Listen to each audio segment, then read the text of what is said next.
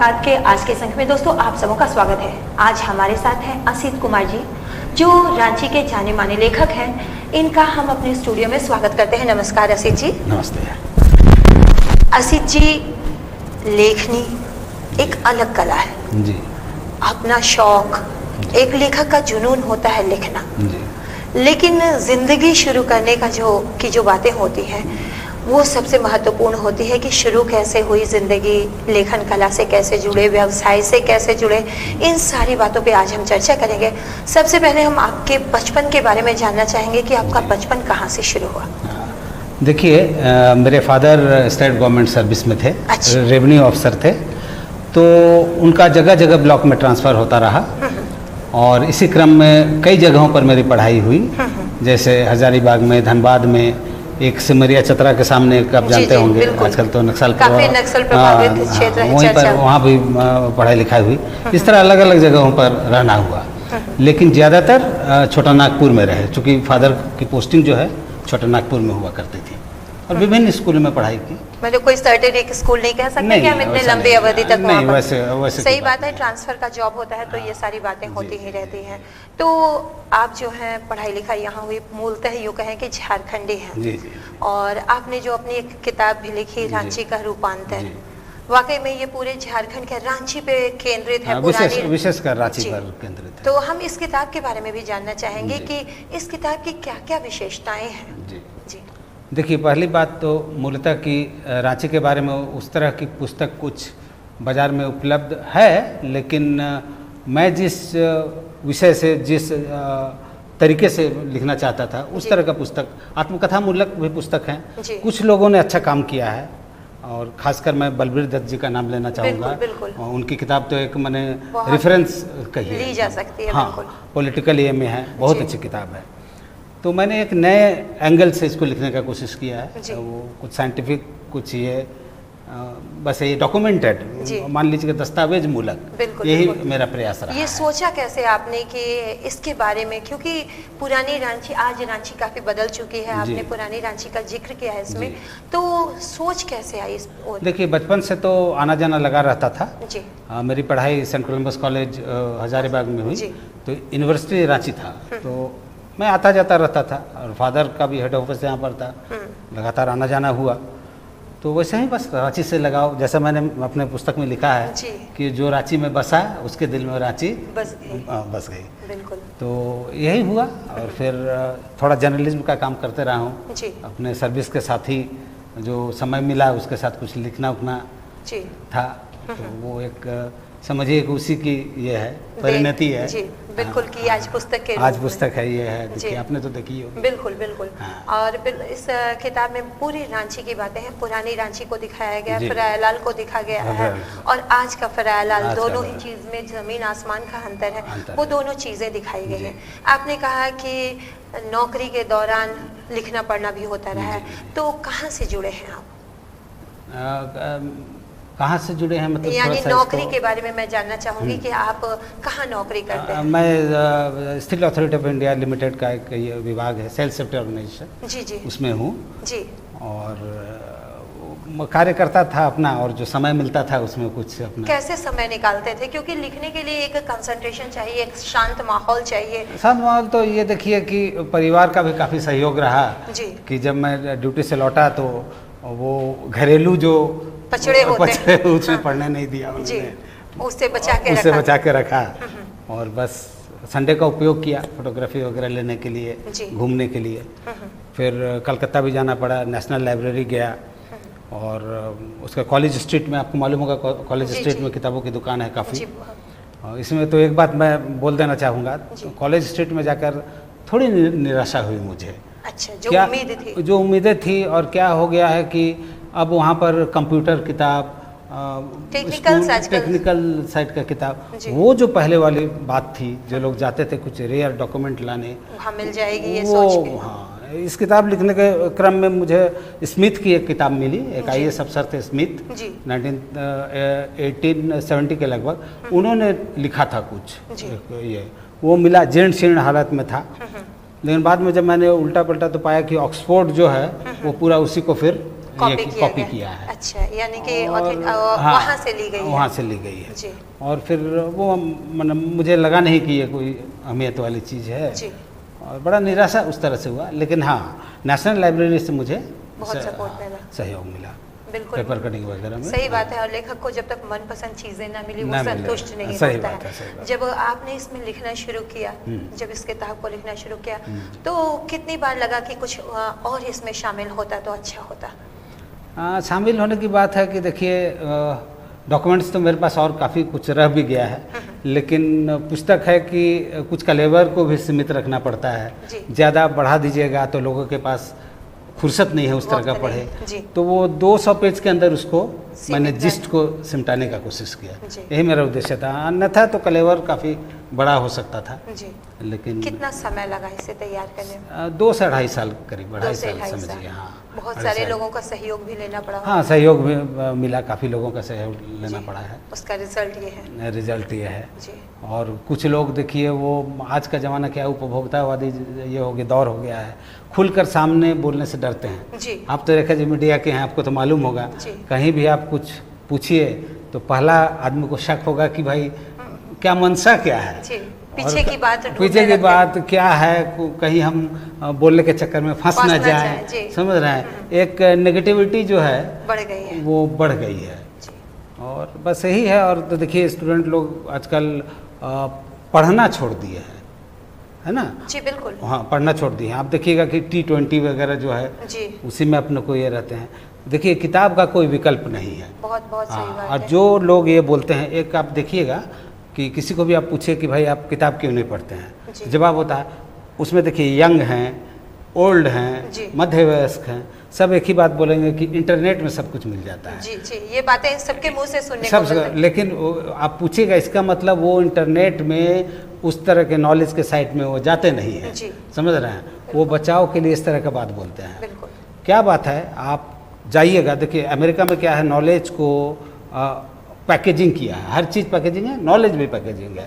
तो आप जब साइट में जाइएगा, कुछ देर बाद जाइएगा, जहाँ आपको ज़रूरत की चीज़ होगा वहाँ पर जाकर वो आ जाएगा चैनल जिसमें कि आपको पे करना होगा। आप अपना ये दीजिए, जी बिल्कुल, उसको इनरोल कराइए, कैश कार्ड या जो ये रहता है वो देना होगा। हाँ, तो इस तरह का चीज़ है।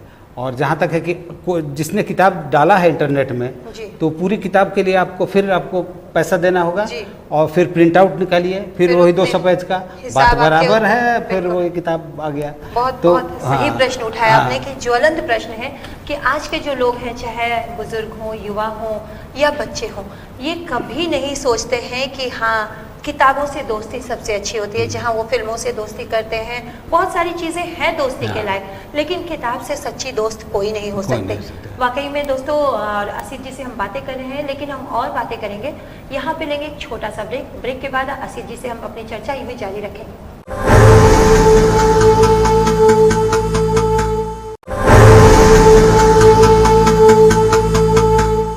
ब्रेक के बाद खास मुलाकात के संग में दोस्तों आप सबों का स्वागत है। हम बातें कर रहे हैं असीत जी से। ब्रेक पे जाने से पहले चर्चा हुई थी कि आजकल के जो लोग हैं, वास्तव में समय का बहाना भी होता है कि मेरे पास उतने वक्त नहीं है, किताब को पढ़ने में इतने समय लग जाते हैं। लेकिन अगर अच्छी किताबें हों तो वास्तव में सबसे अच्छी दोस्त होती है। और अब ये तो युवाओं की बात हुई, पढ़ने वालों की बात हुई, पाठकों की बात हुई, लेकिन आप एक लेखक हैं। लेखक के तौर पे लेखकों की समस्या के बारे में जानना चाहूँगी कि कितनी समस्याओं से रूबरू होते हैं लेखक?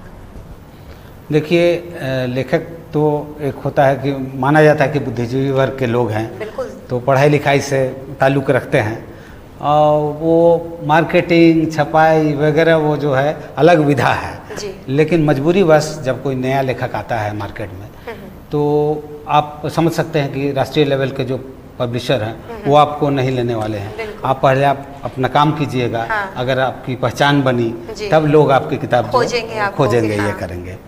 तो समस्याएं काफ़ी आती है कि आप अगर छपवा भी लेते हैं, ये करते हैं, ठीक है, उसके बाद है कि आप मार्केटिंग में जब जाइएगा तब आपको पता चलेगा कि ये जो किताब है वो एक वस्तु बनकर रह जाती है। देखिए, खराब नहीं, सब जगह वही, ये बात नहीं है कि इंडिया में है, हर जगह है। जब आप किताब जब आ गया, वो एक सामग्री हो जाती है, बौद्धिक सामग्री कहेंगे हम लोग, बिल्कुल बिल्कुल, ठीक है, लेकिन है सामग्री वो। तो सामग्री है तो आपको वो सेल्स का जो तकनीक है उस पर आपको कमांड होना चाहिए। और अगर कमांड नहीं है तो दिक्कत तो आती है, लेकिन है कि अच्छा काम होगा तो फिर पब्लिक डिमांड करता है तो फिर अपने आप रास्ता खुलता जाता है। तो पुस्तकालय के चाहे बुक्स शॉप के शोभा बढ़ जाती है, शोभा बढ़ जाती है। मुश्किलें बहुत सारे लेखकों से मैंने बात की तो ये सारी दिक्कत। आपको क्या कहीं से सहयोग मिला या खुद आपने प्रिंट कराया है? प्रिंट तो मैंने खुद कराया है जी। और मैंने देखिए विज्ञापन मिल रहा था मुझे, लेकिन मुझे लगता है कि विज्ञापन डालना वो है वो किताब स्मारिका की तरह हो जाए, स्मारिका की तरह हो जाता है और थोड़ा सा अच्छा नहीं लगता जी। किताब की अहमियत कम हो जाती है। तो बात है ठीक है, लागत मूल्य पर मैं दे रहा हूँ, बस यही है और कुछ नहीं। मार्केटिंग में तकलीफें हुई? तकलीफें तो हुई, लेकिन हम इसको कहते हैं अंग्रेजी के शब्दावली में एक है माइनर इरिटेंट। जी जी, थोड़ा सा मैंने समझे कि बस थोड़ी बहुत परेशानी। बात कर रही थी तो पता चला सेल के सेफ्टी डिपार्टमेंट में। जी जी जी। तो सेफ्टी डिपार्टमेंट बहुत टफ डिपार्टमेंट कहा जाता है, तो सेफ्टी डिपार्टमेंट और ये डिपार्टमेंट दोनों अलग है, कैसे अलहदा रखते हैं दोनों को? अलहदा रखते हैं, देखिए कार्य है और उसके सिवा भी आप समझिए कि कुछ आप लिखते हैं तो समाज के प्रति कुछ योगदान देते हैं। जी। मैं इस क्रम में कुछ पुराने बातों को कुछ बोलना चाहता हूँ।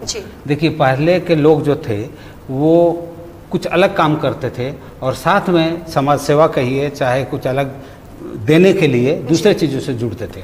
आप इतिहासकार जयंत सरकार को लीजिए, वो अंग्रेजी के प्रोफेसर थे, बहुत कम लोगों को मालूम होगा, लेकिन सबसे बड़े इतिहासकार बने, ठीक है। तो इसी तरह की चीज़ है कि आप या विलियम जोन्स वगैरह पहले के तो है ही, कोई जज थे, कोई टकसाल प्रभारी थे, प्रिंसेप, लेकिन इन लोगों ने अपने से अलग हटकर काम किया।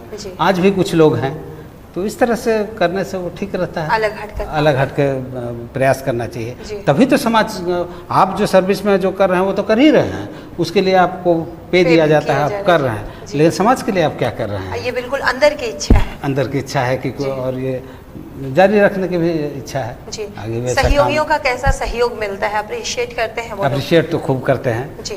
जिनको भी मैंने पुस्तक दी जी, किन्हीं को मैंने प्रेजेंट किया, कुछ लोगों ने सहयोग के लिए खरीदा जी जी, है ना, और सभी लोगों ने काफ़ी, ये जारी है, अभी तो छपाई है, क्रम जारी है जी। और मीडिया का भी सहयोग मिल रहा है जिस कारण आप यहाँ पर हैं। बिल्कुल, किताब बहुत अच्छी है, मैंने किताब देखी और मुझे भी अच्छा लगा। और जिस तरह से बातें हो रही हैं, आपने कहा कि आपने आर्टिकल्स भी लिखे, क्या समसामयिक विषयों पर आपने आर्टिकल्स लिखे या किस किस आर्टिकल्स? देखिए वो क्या है कि पॉलिटिकल चीज़ तो हम लोग लिख नहीं पाते हैं, वो तो बंदिश है या उचित भी नहीं है जी। तो जो है कि कला संस्कृति वगैरह जो चीज़ है साइंटिफिक टाइप का है, चाहिए सोनपुर मेला मैंने कवर किया, अच्छा है ना, और आपको शंकराचार्य का इंटरव्यू लिया मैंने, है ना, इस तरह के काफ़ी लोगों से ये हुआ। सोनपुर मेला एक अनुभव था अपने आप में जी। क्या विशेषता लगी वहाँ पे? विशेषता लगी कि वो लोग सुनते हैं कि सोनपुर मेला है जी, लेकिन जो बृहत है जी, उसका और जो आयाम है, डायमेंशन है, वो जब तक आप वहाँ नहीं रहिएगा वो समझने की चीज़ नहीं, समझ नहीं सकते। हाँ, सुन के समझ नहीं सकते हैं, और बहुत अच्छा अनुभव रहा। मैंने वहाँ पर एक थिएटर होता है, वहाँ के नृत्य सब करते हैं, डांस वगैरह, उन लोग का भी एक्सप्लॉयटेशन वगैरह होता है, चाहे उस विधा पर भी मैंने ये किया, उनकी समस्या पर लिखा कुछ और ये किया। कैसा सराहा गया क्या वो आर्टिकल्स? हाँ, आर्टिकल सराहा गया, बिहार ऑब्जर्वर नामक पेपर में निकला जी, तो लोगों ने पसंद किया। आज भी कटिंग में अपना पुरानी यादों को रखने के लिए, अब थोड़ा समय की कमी है, एक्टिव वे में थोड़ी कमी आ गई है, तो पुस्तक में मैंने हाथ दिया है। ये मतलब मधुर यादें होती है किसी भी कलाकार के लिए, लेखक के लिए, जो होती है पुरानी स्मृति सजोए रहते हैं वो। परिवार की भी बात चली थी, परिवार में कौन कौन है? परिवार में पत्नी है और एक बेटी है जी, बस छोटा सा परिवार है। और ऐसे संयुक्त परिवार कहिए, 3 भाई हैं, मदर साथ रहती हैं, वो तो है ही जी जी। अपने परिवार के बारे में कैसा सहयोग, बेटी का सहयोग कैसा मिलता है? बेटी का तो सहयोग अप्रिशिएट करती है और खुद भी उसको मीडिया में डालना चाहते हैं। एक भतीजी मीडिया में आ चुकी है, सागरिका है, box office India film magazine है उसमें है। दूसरी जो मधुलिका है, मेरी बेटी जो है, उसको हाँ सोफिया कॉलेज बॉम्बे में पढ़ रही है और हिस्ट्री सब्जेक्ट मैंने दिया है। चूँकि हिस्ट्री बैकग्राउंड नहीं रहने से वो डेप्थ नहीं आता है। मेरा अपना पर्सनल विचार है। जी जी। हाँ, और लेकिन एक दर्शकों से एक बात शेयर करना चाहूँगा कि दुख की बात है आज हिस्ट्री को एक बोला जाता है कि ड्राई सब्जेक्ट। बिल्कुल, कुछ पुराने विषयों को लोग कहते हैं ये पुराने विषय हो गए, समसामयिक नहीं रहे। इंडिया में क्या है रेखा जी, देखिए हिस्ट्री के प्रति शुरू से एक अलगाव रहा है, पता नहीं क्यों। आप किसी से पूछिए कि चाणक्य का जो कौटिल्य अर्थशास्त्र जो है वो मूल कॉपी कहाँ पर है, कहीं मेंशन नहीं है, कोई आपको नहीं बता पाएगा। आप पूछिए कि बाबरनामा कहाँ है, ठीक है, वो भी नहीं बता पाएगा। अकबरनामा का कॉपी कहाँ है। तो इस तरह का चीज़ है, वो पढ़ाने वाले भी शायद हमको लगता है कि नहीं जानते हैं। आजकल के जो पढ़ाने वाले भी हैं शायद वो भी तह में नहीं जाना चाहते, तह में नहीं जाना चाहते हैं। और दूसरी बात है कि एक मैंने एक शब्द कॉइन किया है, या पहले से नहीं कह सकता हूँ, वो व्यवहारिक इतिहास, अप्लाइड इतिहास, समझ रहे हैं, जो पत्रकार ज़्यादा अच्छा से लिखते हैं जी। वो जो इतिहासकार का विषय जो है अपने में रहता है पूरा चीज़, उतना वाइड नहीं जा पाते हैं। मैं क्षमा, मैंने इतिहासकार लोग से क्षमा एक मांगते हैं, विषय वस्तु के अंदर वो सीमित रहते हैं। हाँ, चूँकि वो मैंने विषय से बंधे हुए हैं, पढ़ाना है, उसी क्रम में लिखना है। लेकिन एक पत्रकार जो है वो वाइड लिखता है बहुत ज़्यादा। इसके लिए मैं डोमिनिक लेपेरियर है, उसका ये लोग जो लिख रहे हैं, डालरिम्पल जो है लास्ट मुगल जो लिखे हैं, जॉन के है दिस इंडिया लिखे हैं, ठीक है। अपने इंडिया में हैं आपको अरुण शौरी तो है ही, एमजे अकबर हैं, काफ़ी लोग हैं, शेखर गुप्ता हैं, खुशवंत सिंह हैं। बिल्कुल बिल्कुल, ना काहू से दोस्ती, ना काहू से बिल्कुल। तो इन लोग की किताब थोड़ा रीडेबल, पब्लिक जगाते रहती है, जगाते रहता है। बिल्कुल, बहुत सही कहा आपने। तो मुझे लगता है कि आसिफ जी की बातें काफ़ी इंटरेस्टिंग है, और जिस तरह से इन्होंने कहा कि इतिहासकार या बड़े बड़े लेखक जो विषय वस्तु से बंध जाते हैं, और इन्होंने एक बहुत अच्छी बात कही कि जो पत्रकार होते हैं, जो मीडिया से जुड़े होते हैं, वो ब्रॉडर एस्पेक्ट पे लिख सकते हैं। शायद इनका नज़रिया अलग होगा, लेखकों का नज़रिया अलग होगा, बहुत सारी बातें होंगी, लेकिन यहाँ पे लेना पड़ेगा एक छोटा सा ब्रेक। दोस्तों, ब्रेक के बाद हम अपनी चर्चा को यूँ ही जारी रखेंगे।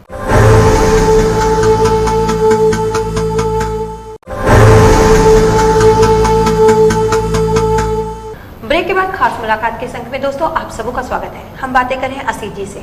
ब्रेक पे जाने से पहले भी लेखकों की चर्चा हुई, लेखनी पे चर्चा हुई, मीडिया की चर्चा हुई, लेकिन किताब की चर्चा करने हम बैठे हैं। तो आसिफ जी, हम ये जानना चाहेंगे कि आखिर इस किताब का पैटर्न क्या है, किस तरह से आपने तैयार किया?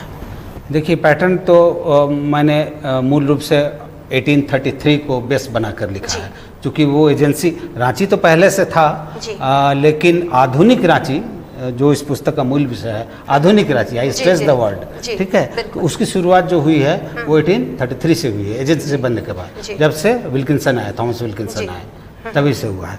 तो वहाँ से शुरू करके वो जो मैंने चैप्टर वाइज वर्षों में बांटा है उसको। और एक महत्वपूर्ण बात है कि आपको कुछ ऐसी चीज़ देने की कोशिश की है, जैसे भाषा कैसे करके उद्भव हुआ, लिपि, ब्राह्मी लिपि वगैरह, बहुत शॉर्ट में। न मैंने अपना नॉलेज आगे दिखाने की कोशिश की, न मैंने थोपने की कोशिश की, मैंने बहुत सिंपल वे में लोगों में कुछ जानकारी देने का, एडेड जानकारी देने का कोशिश की है। हालांकि बहुत डीपली लिखने से फिर वो नीरस हो जाता, तो बहुत हल्के शब्दों में बहुत ज्यादा क्लिष्ट हो जाता, फिर ये हो जाता, परफेसिस नहीं रहता, फिर सॉल्व नहीं होता, इसीलिए। और कुछ वंशावली भी डाले हैं पुराने। बिल्कुल जाहिर सी बात है, उसका फायदा भी मिलेगा, लोग अगर इसे पढ़ेंगे तो निश्चित तौर पे बहुत सारी पुरानी बातें हैं इसमें शामिल। सबसे तो स्मृति लायक है कि जो मैंने फिरालाल चौक, इसीलिए देखिए ना, ये जो आपको फिरालाल का ही फोटो मैंने दिया, क्योंकि ये तो केंद्र बिंदु है। आप देखिएगा कि कहीं पर विज्ञापन निकलता है किसी बिल्डिंग के बारे में या किसी के बारे में, कुछ तैयार हो रहा है, कंस्ट्रक्शन है, तो दूरी क्या है, फिरालाल से इतनी दूरी बिल्कुल है। एक मेन हमारा मुख्य जो है और शुरू से जब से चड्री था उस समय भी एक केंद्र बिंदु था, क्योंकि एक तरफ कचहरी था, एक तरफ आपको थरपकना जहाँ पर वो वकील लोग रहते थे, इधर लोअर बाजार था, तो ट्रायंगल में तो यही बनता था, इस तरह का बनता है। अभी भी लोकेशन उसी ढंग का है, बस मौलिक स्वरूप में बदलाव आ गया है, बड़ी बड़ी बिल्डिंगें खड़ी हो गई है, बहुत सारे चेंजेस आ रहे हैं। बिल्कुल, आगे की भी कुछ प्लानिंग है क्या, कुछ और किताबें लिखना चाहते हैं? हाँ, किताबें तो लिखने का कुछ है प्लानिंग, जैसे, लेकिन झारखंड संबंधी कुछ होगा उस तरह का। जी, क्या विशेषता होगी, क्या भौगोलिक स्थिति पे? नहीं, भौगोलिक स्थिति नहीं, कुछ वही मैंने कहा ना, अप्लाइड हिस्ट्री उसी तरह का कुछ अभी तो इसी किताब के में लगे हुए हैं। जी, जी। लेकिन हाँ, कुछ जो भी होगा झारखंड के विषय पर होगा और उसी को आगे बढ़ाना है। बिल्कुल सही बात है कि झारखंड के हैं आप और झारखंड की बातों को आगे बढ़ाना ही चाहिए, लोगों की जानकारी भी बढ़े इस फील्ड में।